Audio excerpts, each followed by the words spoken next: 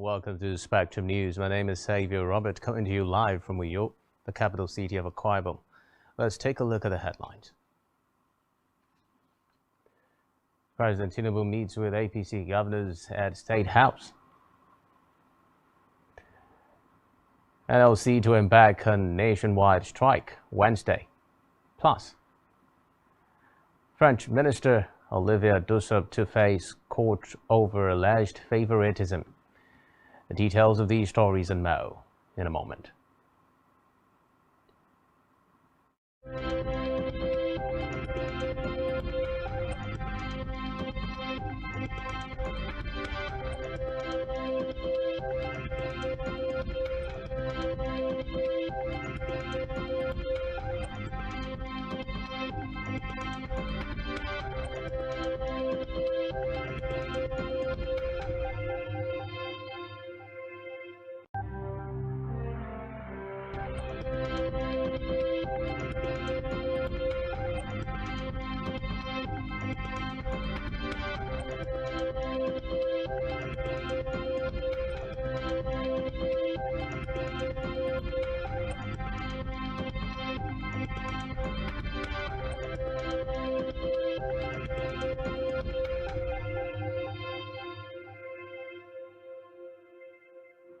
First in the news now, Nigeria's leader, President Bola Tinubu, has received in audience members of the Progressives Governors Forum at the State House. The governors were led by the Imo State Governor, Hope Uzodinma, who only recently was elected chairman of the Progressives Governors Forum. Those in attendance include Governors Babajide Sanwo-Olu, Lagos, Abdullahi Sule Nasarawa, Umar Namadi Jigawa, Inuwa Yahaya Gombe, Yahaya Bello Kogi, Professor Babagana Zulum Borno, and Maibala Malabuni Yobe. Others are Ubasani Kaduna, Diko Rada Katsina, Hyacinth Alia Benue, Abdurrahman Abdurazak Kwara, Dabo Biodun Ogun, Umar Bago Niger, Aliyu Ahmed Sokoto, Francis Nwifuru Ebonyi, and Basio Chu Cross River State. APC governors not seen at the meeting included Oluwarotimi Akeredolu of Ondo, Biodun Oyebanji, and Dr. Nasser Idris of Kebbi. Also present were Vice President Senator Kashim Shettima, the Permanent Secretary of the State House, Tijani Umar, and former Chairman of the Economic and Financial Crimes Commission, EFCC, Nuhu Ribadu.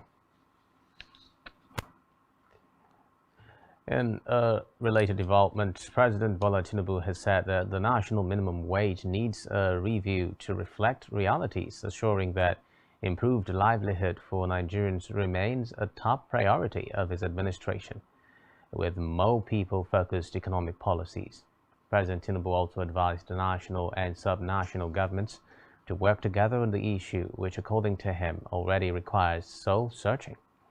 This is as the All Progressives Congress APC governors, under the umbrella of Progressive Governors Forum, PGF, have thrown their weight on the removal of subsidy.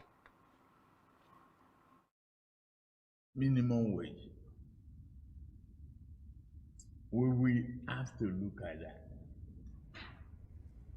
We are digging deep into the revenue of the federal government. We must strengthen the source and application of those funds. Where is it coming from? I had Security Council meeting yesterday. Two of the items, mainly security, then revenue.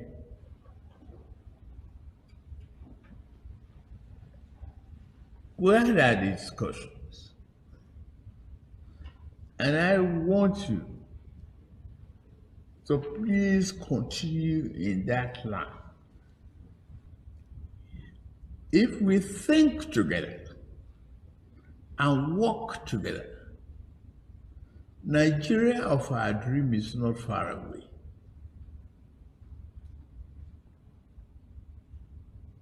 Be sure we're not going to have the multiple exchange rate anymore.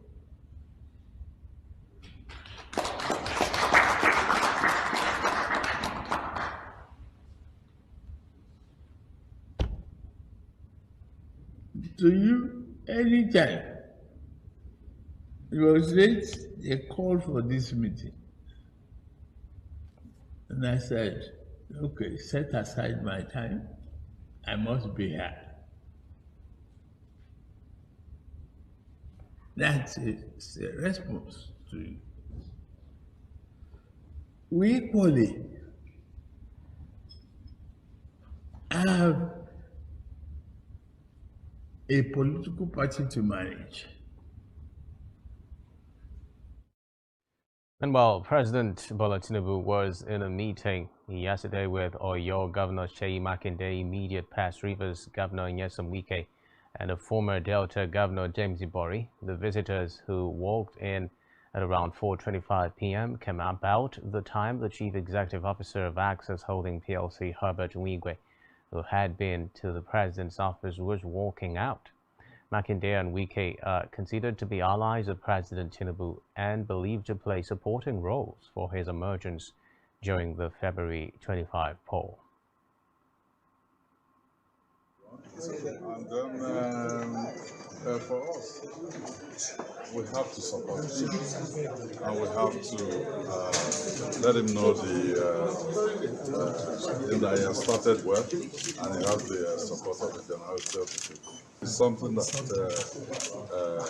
is on top of the public discourse right now, and yeah, we know it's a tough decision for the people. And, in the meantime, President Tinubu yesterday announced the appointment of Speaker of House of Representatives Femi Gbajabiamila as Chief of Staff. The President also appointed Ibrahim Hassan Adejia, a former Deputy Governor of Jigawa State, as Deputy Chief of Staff. In a meeting with the Progressives Governors Forum (PGF), the President also named a former Governor of Benue State and immediate past Minister of Special Duties George Akume to serve as Secretary to the Government of the Federation, SGF. I announced George Akume as SGF.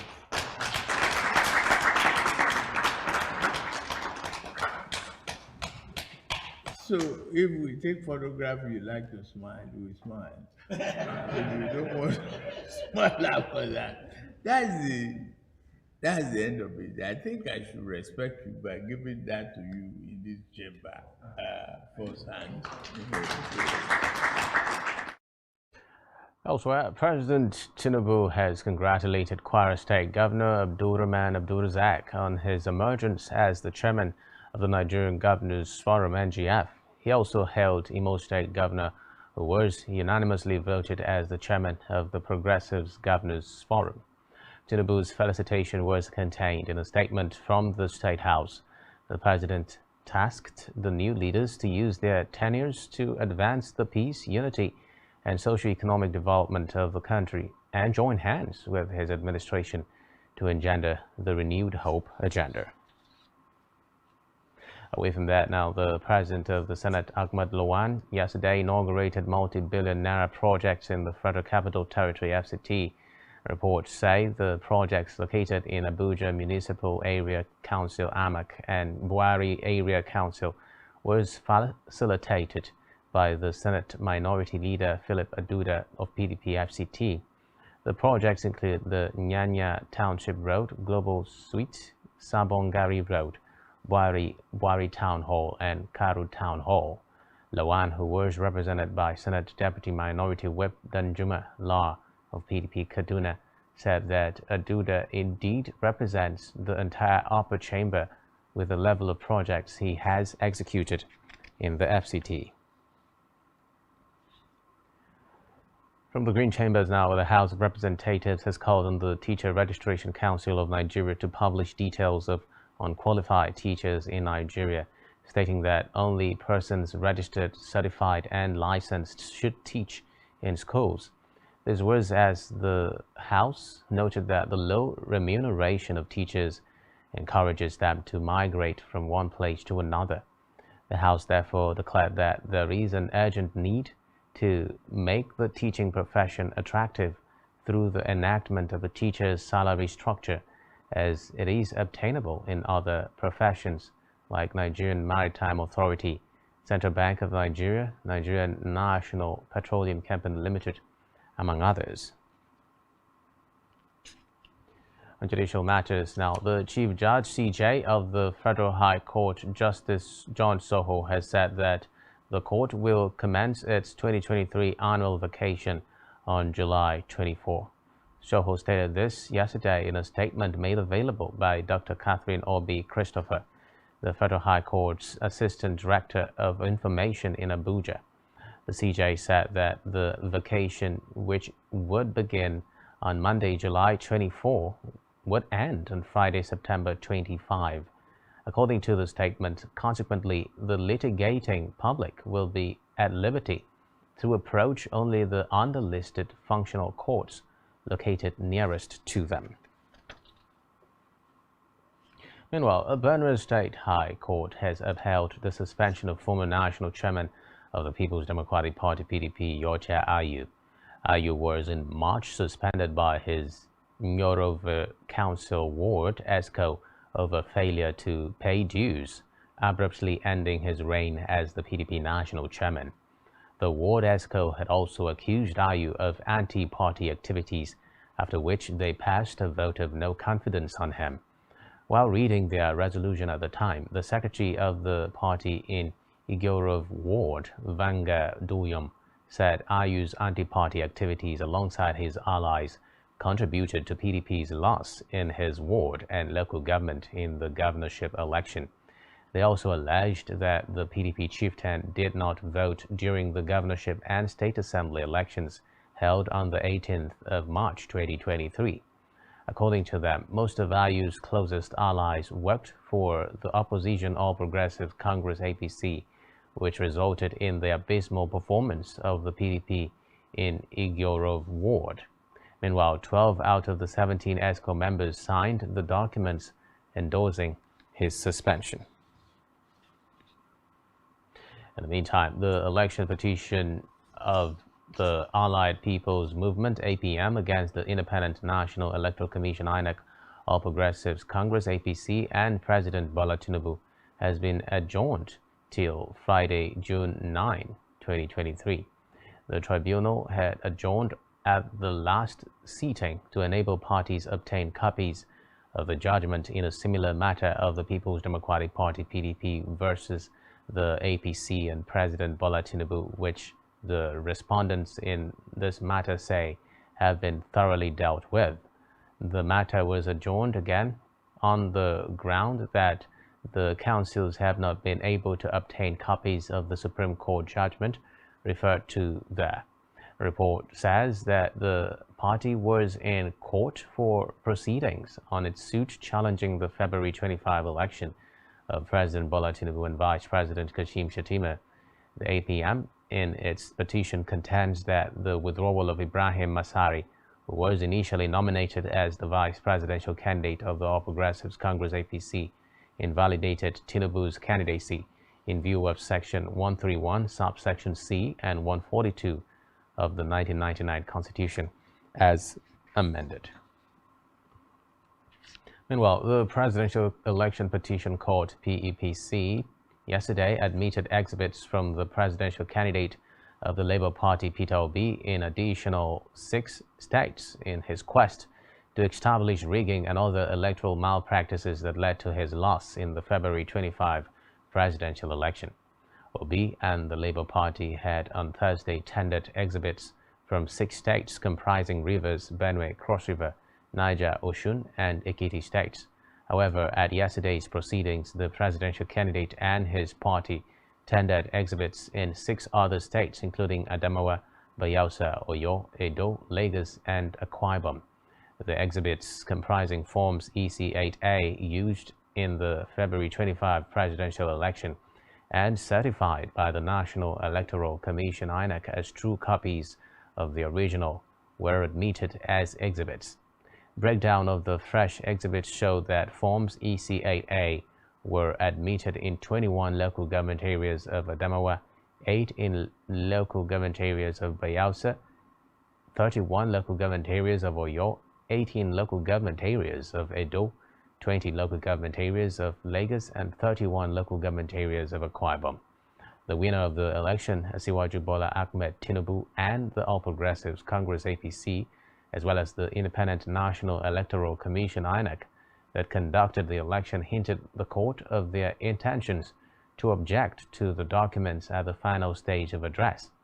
At the close of Friday's proceedings, Peter Obi, through his counsel Peter Foba San, informed the court that they have exhausted documents at their disposal for the day.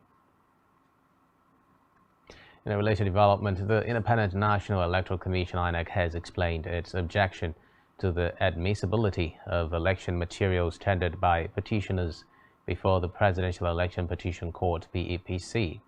INEC's lawyer Kemi Pinheiro San said although the documents were certified by the electoral umpire, it always raised objection where such documents were neither pleaded nor issues joined on them by parties. Pinheiro made the clarification yesterday while objecting to the admissibility of CTCS of election result sheets tendered before the court by lawyers to the Labour Party LP and its presidential candidate Peter Obi. Pinheiro promised to provide elaborate reasons for INEC's objection at the point of filing its final written address. In another development, the Nigeria Labour Congress (NLC) has declared a nationwide strike from next Wednesday. This comes amid fuel shortages across the country, occasioned by President Bola Tinubu's inaugural speech in which he declared that fuel subsidy is gone. NLC President Joe Ajaero made the announcement after an emergency meeting of the union's National Executive Council (NEC) in Abuja. He said the government, particularly the Nigerian National Petroleum Company (NNPC) Limited, had up until Wednesday next week to revert to the old price of premium motor spirit (PMS), otherwise referred to as petrol. Ajaero added that failure of the federal government to meet the ultimatum would attract an indefinite protest across the country.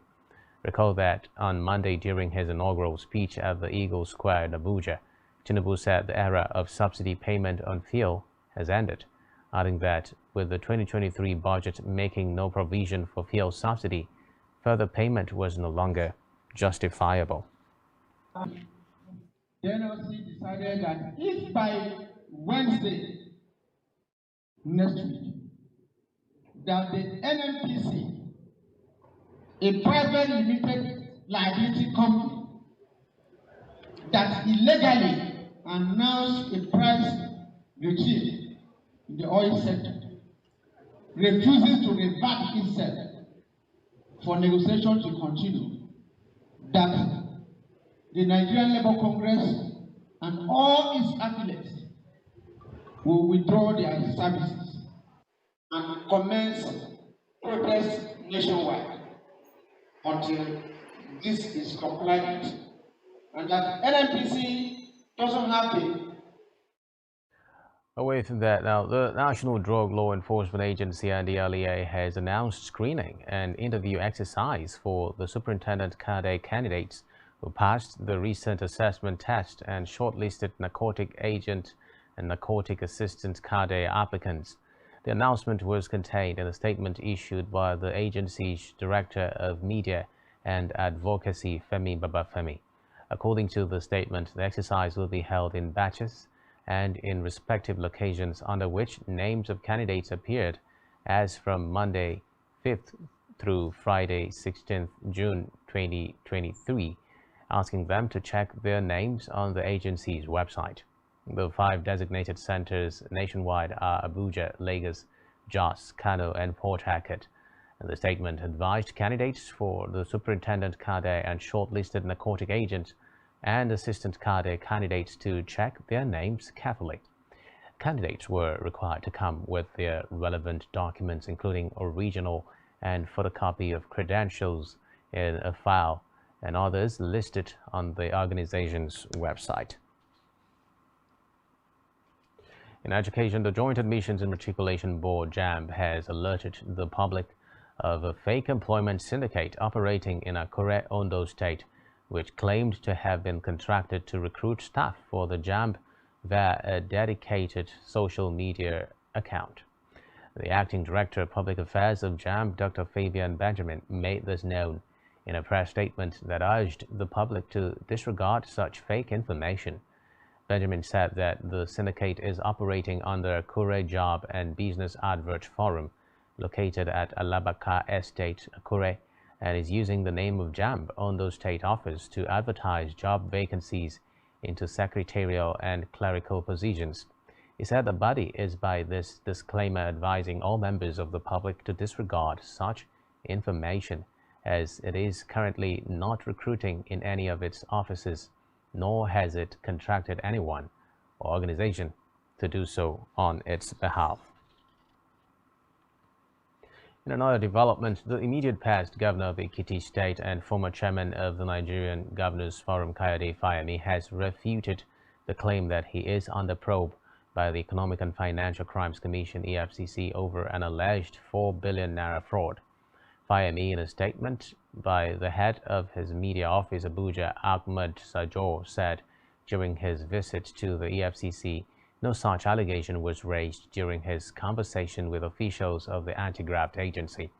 The statement, however, noted that all Fayemi did during the conversation with the officials of the EFCC in Ilorin, Kwara State was respond to the agency's inquiries regarding the petition, adding that he is ready for further clarifications.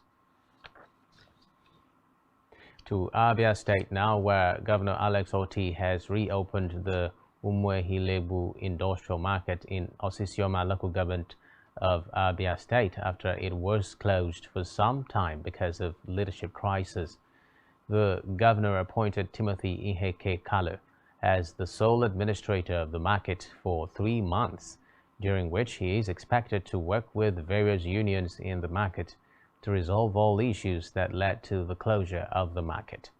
The new market's sole administrator is also expected to institute proper leadership, which would enable the market to function seamlessly during his 3-month reign.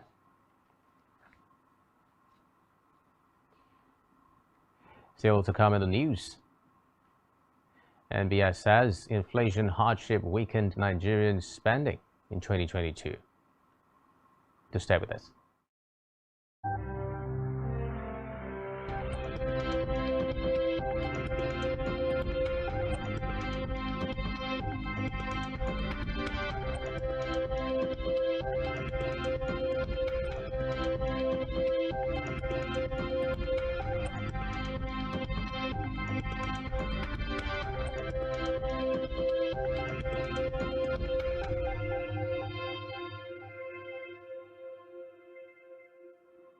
Many thanks for staying tuned. We move on now to Africa, where Tanzania yesterday declared the end of the Marburg virus disease outbreak, which was confirmed just over 2 months ago in the northwestern Kagera region. It was the country's first outbreak of the disease. Reports say a total of 9 cases, 8 confirmed and 1 probable, and 6 deaths were recorded in the outbreak, which was declared on March 21. After laboratory analysis confirmed that the cause of deaths and illnesses that were reported earlier in the region was Marburg. The national health authorities, with support from World Health Organization and partner organizations, immediately rolled out an outbreak response to stop the spread of the virus and save lives. It will be recalled that the last confirmed case tested negative for the second test of Marburg on April 19. Setting up the 42-day mandatory countdown to declare the end of the outbreak. Still in Africa, where dozens of judges, lawyers and civil society activists have protested in Tunis against President Kais Saied's dismissal of more than 50 judges a year ago. The chief judge of Tunisian Magistrates Association, Anas Hamadi, denounced the government's stranglehold on the judiciary, noting that the judges do not want the practices to return. Reports say since mid-February, authorities have arrested many of the most prominent opponents of President Kais Saied. I recall that in early 2022, a few months after seizing full power on 25th July 2021, Saied dissolved the Supreme Council of the Judiciary, CSM, and replaced it with a provisional council whose members he appointed.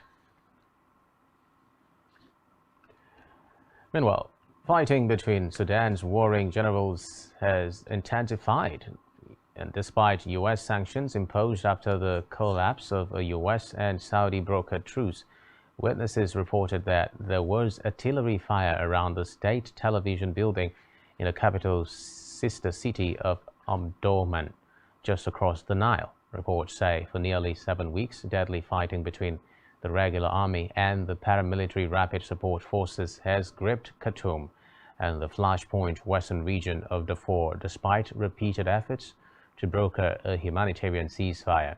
Meanwhile, Washington slapped sanctions on the warring parties, holding them both responsible for provoking appalling bloodshed. The U.S. Treasury also placed 2 major arms companies of the Sudanese Armed Forces Defense Industry System and Sudan Master Technology on its blacklist. In a related development, residents of the Sudanese capital Khartoum have reported more fighting between the army and the paramilitary rapid support forces RSF. It comes despite U.S. sanctions imposed after the collapse of a humanitarian ceasefire. And people in the city said the army had resumed airstrikes and was using more artillery, but with no sign that the RSF was retreating from the streets and homes it has occupied. Recall that the military announced it had brought reinforcements to the capital from other parts of Sudan. Meanwhile, analysts say the armed forces are expected to launch a massive offensive to clear the paramilitaries from the streets. In the meantime, the Malawi High Court has ordered the former ruling party to return money it received as gifts from public bodies within the next 30 days. The Democratic Progressive Party DPP was ordered to pay back 14 million Malawian kwacha, $1,400, given to the party by public bodies during a fundraising event in 2019 in the run-up to elections that year. The court also ordered the former governing party to declare all the public financiers of the fundraising event, which was held in July 2017. According to reports, the case was brought to court by civil society organizations, which argue that political parties would not be receiving donations from public bodies. Elsewhere, suspected Islamic State group-affiliated ADF rebels have reportedly killed at least 9 villagers in the east of the Democratic Republic of Congo. According to reports, the volatile and mineral-rich region along the border with Uganda has been racked by increasing violence involving rebel militias that has ensnared neighboring countries. Meanwhile, the Kivu security tracker KST, a network of observers based in DRC's restive east, said several others were missing after the attack, which also left 1 person seriously injured. Meanwhile, the government in Senegal has deployed soldiers throughout the capital, Dakar, as residents brace themselves for more unrest. Recall that on Thursday, clashes between security forces and protesters left 9 people dead. It followed the conviction of opposition politician Ousmane Sonko for immoral behavior. He was sentenced in his absence to 2 years in jail. Sonko maintains the charges were politically motivated to prevent him from running in next year's presidential election. Meanwhile, police have surrounded his house and some social media sites have been blocked by the government.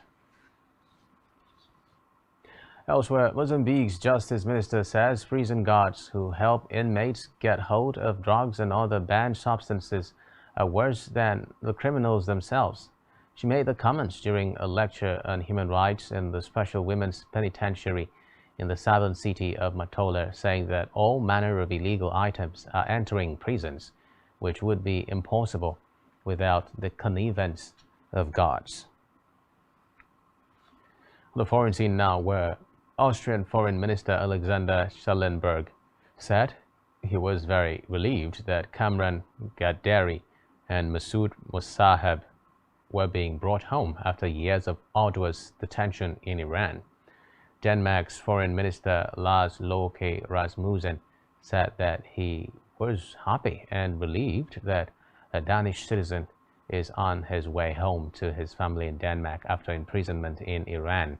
He did not name the person, saying their identity was a personal matter and that he could not go into details. Meanwhile, Schallenberg thanked the foreign ministers of Belgium and Oman for providing valuable support without elaborating on what form it took.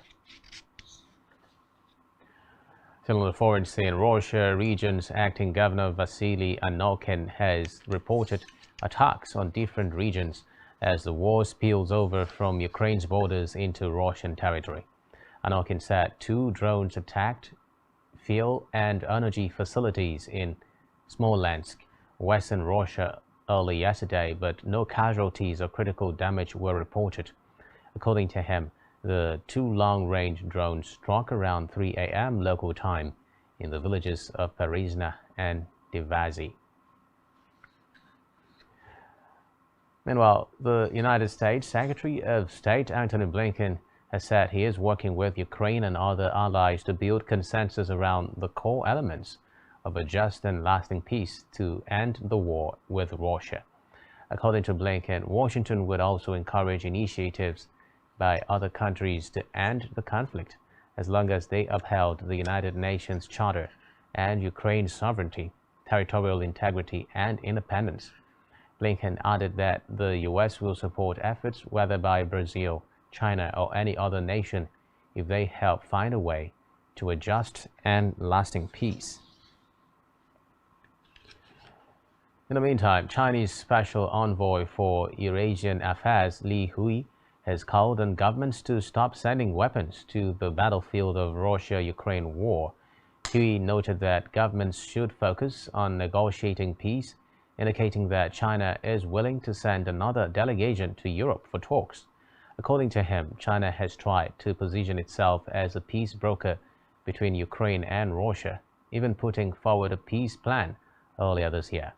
He, however, said China has remained closely tied with Russia and deepened trade between the 2 countries.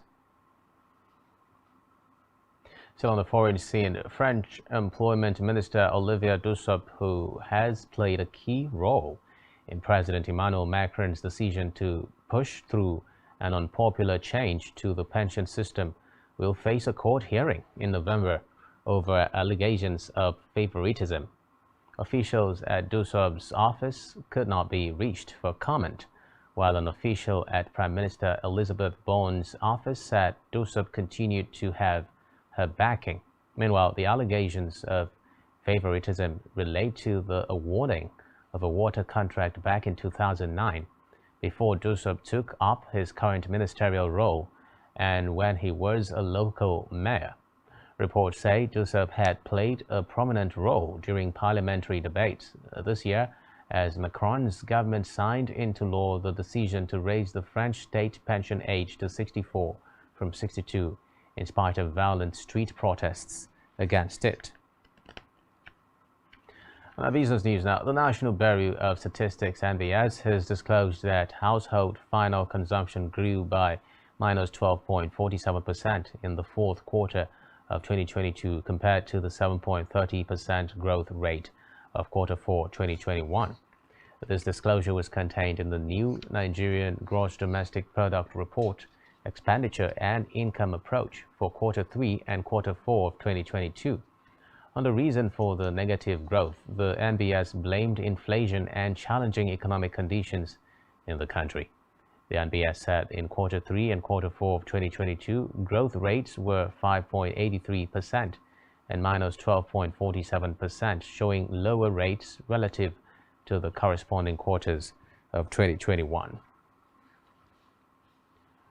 Meanwhile, the Nigerian-Indonesia Chamber of Commerce and Industry has disclosed that the trade balance between Nigeria and Indonesia has increased significantly by 80.77% to reach $4.7 billion in 2022 from $2.6 billion in the prior year. The president of the chamber, Ismail Balogun, disclosed this at the 2023 Equipment and Manufacturing West Africa exhibition themed Reigniting Manufacturing to Drive Economic Growth and Development in Lagos State. This was as industry experts at the event emphasized the importance of embracing technology, human capacity building, and collaboration to reignite the manufacturing sector and drive economic growth and development in Nigeria. Speaking at the event, Balogun highlighted the significance of bilateral trade and investment, technological advancements, and global engagement. He emphasized that embracing technological advancements and engaging in global partnerships would enable businesses to explore new territories and create mutually beneficial opportunities. Still to come in the news. Spain approves first fully paid menstrual leave law. Do stay with us.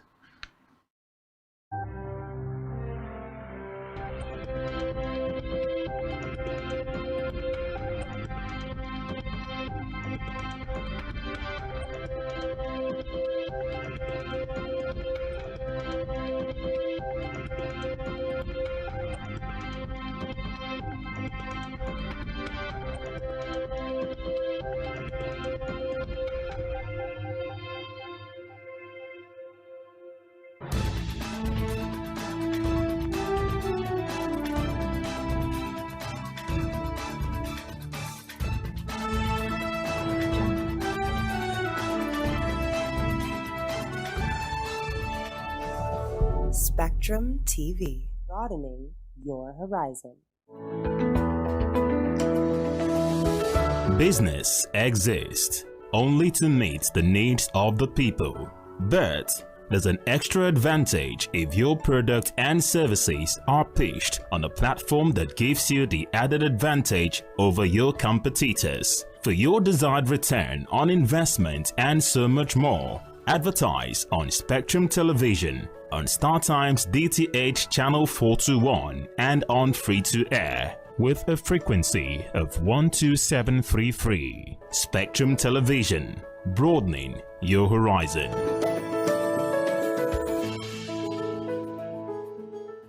One truth not often told is about the transformation that Africa has undergone in recent decades. Africa is shaping its own destiny and should be referred to as the African opportunity. On Spotlight Africa, we paint the African picture the African way, laced with truth, detail, and the color of the African continent. Join Uyai Anyekan every Tuesday and Thursdays at 4:30 p.m. Spotlight Africa, telling the African story. Every society is premised on the quality of relationships forged by its inhabitants. The health of these relationships determines how well people, relationships, organizations thrive and how long they stick together. Join Uyai Anyekan on Connect every Wednesday from 6 p.m. to 6:30 p.m. and on Sunday 2:30 to 3 p.m. on Channel 421 on StarTimes to catch all the conversations, interviews, real stories, and how to navigate relationships and family life in the 21st century. Real people, real faces, real stories. Connect live on Spectrum Television.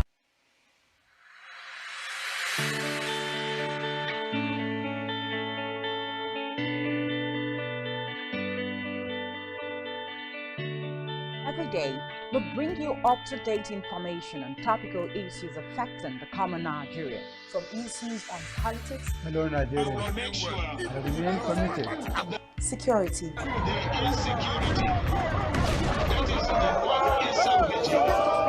Education, health, Lifestyle, and so much more.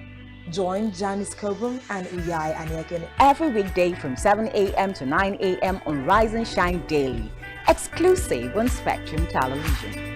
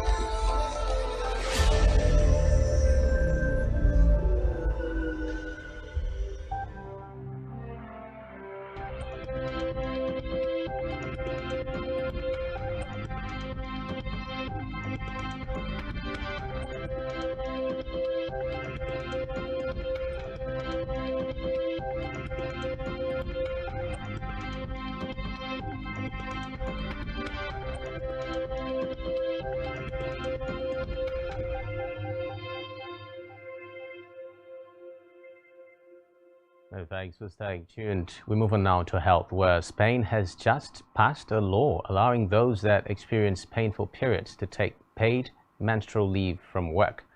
The Sexual and Reproductive Health Law, which includes the right for women to take time off work when they have their period, is the first of its kind to be enacted in Europe. According to the law, to take menstrual leave, female workers in Spain require a doctor's note, and the duration of the leave from work is in principle unlimited. It depends on how severe the menstrual pain is and how long it lasts. The legislation entitles employees experiencing period pain to as much time off as they need, with the state social security system, not employers, picking up the tab for the sick leave. Still in health, the national president of the Population Association of Nigeria, Professor Rhoda Mundi, has said that for Nigeria to reverse the trend of insecurity, unemployment, and dwindling economic fortunes, the nation must implement the national population policy and invest in family planning. He said this at the 41st inaugural lecture of the University of Abuja, supported by the Development Research and Project Center under the Partnership for Advocacy in Child and Family Health at Scale.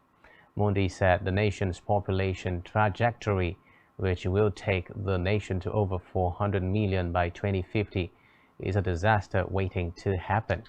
She therefore urged President Bola Tinubu to provide adequate funding for family planning, implement the national policy on population, and collaborate with sub-national governments to ensure a productive population that will drive Nigeria's growth.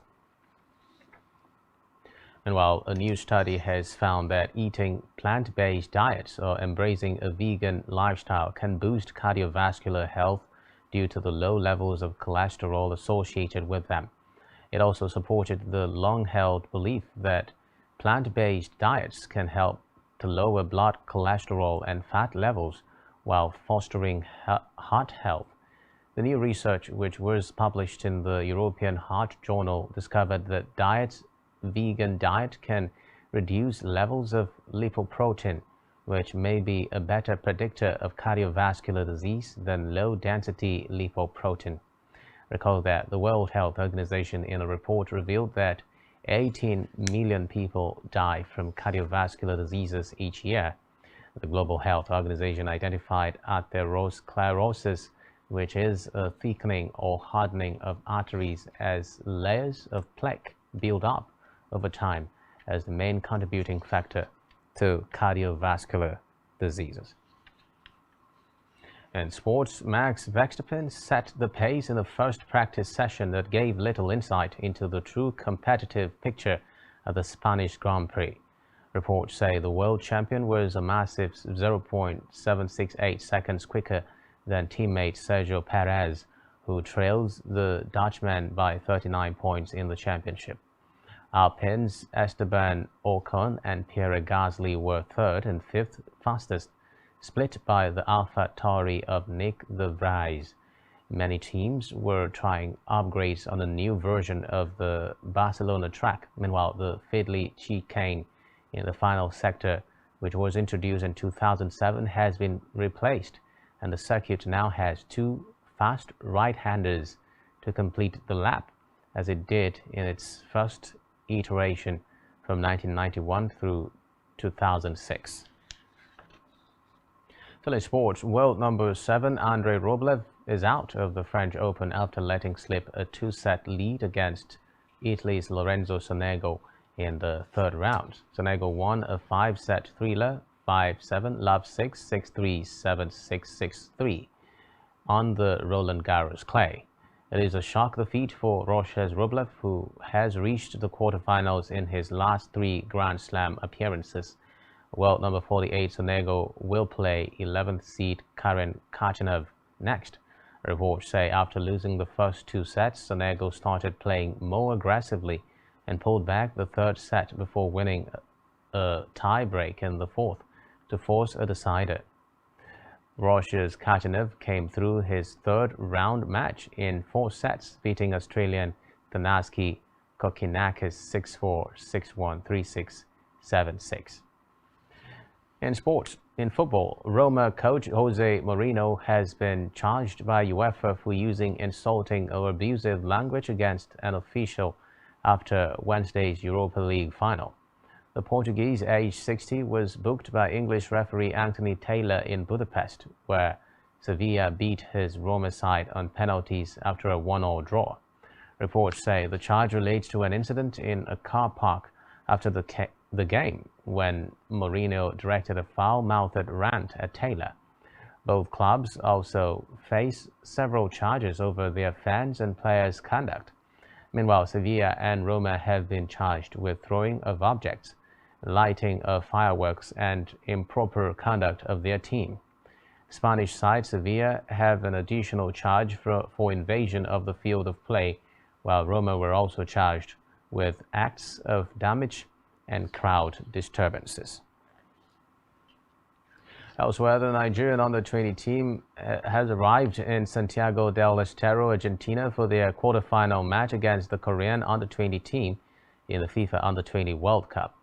The Korean under-20 team won their round of 16 game against Ecuador 3-2, setting up a highly anticipated quarter-final match against Nigeria. Nigeria, who are 2-time silver medalists and 7-time African champions, are now considered favorites to win the tournament after their impressive defeat of Argentina. Meanwhile, the Nigerian team's head coach Issa Ladon Boso said that his team has been focusing on taking one game at a time, which has been their pre-tournament philosophy. Boso had previously coached the Flying Eagles to the quarterfinals of the FIFA Under-20 World Cup in Canada 16 years ago. In entertainment news, actress Chacha Eke has celebrated her 10th wedding anniversary with husband Austin Fani. Recall that this comes 1 year after the actress announced the end of their marriage, stating she was done pretending and living a lie. For the second time in 2 years, the actress on social media shared a video from their wedding 10 years ago and praised her husband, whom she described as her best friend, for sticking by her through all of her manic episodes. And still on entertainment, The Little Mermaid has made its debut at the Nigerian box office, hitting cinemas nationwide on May 26, 2023. Disney's latest live-action remake quickly grossed 31.25 million naira in 2 days. The movie, which is distributed by Filmorn, is now showing in 63 locations across the country and has made a total of 39.29 million naira. Outside Nigeria, The Little Mermaid has quickly dethroned the Vin Diesel's film, which has been showing in theaters for a week, to claim the top spot at the global box office with $209 million. And lastly, on entertainment, Nigerian megastar Olamide has returned with a new single titled New Religion, featuring superstar hitmaker Asake. The single, which employs amapiano with a smooth blend of hip-hop and neo-fuji, also comes with a music video shot by Jide Ajala. Olamide also announced the date for the release of his next album titled Unwilly, which is set for release on July 15, 2023. According to him, the album is set to be his last project till further notice.